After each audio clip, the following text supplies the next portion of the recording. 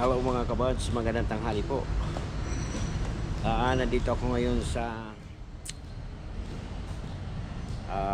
Cainta Rizal na kung saan may schedule kami sa duli ng aking kumpanya. So hindi natuloy gawa nga ng hindi nila na-receive yung letter. So yung binigay ko ng number doon para tawagan sila.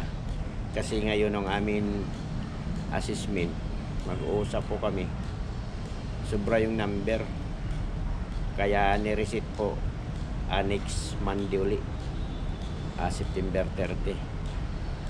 So yun, busy talaga si Kuya Bads.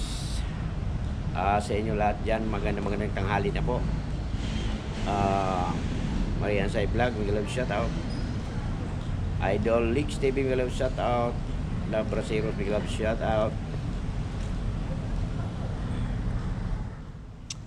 Kay My Alter Ego ng Malaysia, Miguel Love shout out.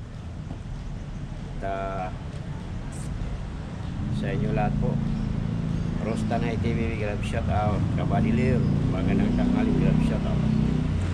So balik po ako next Monday. So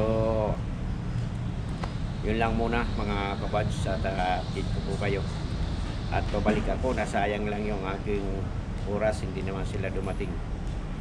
So nakausap ko nga yung head ng Duli, next Monday na lang.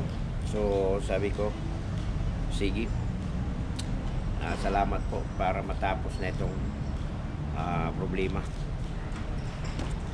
So thank you.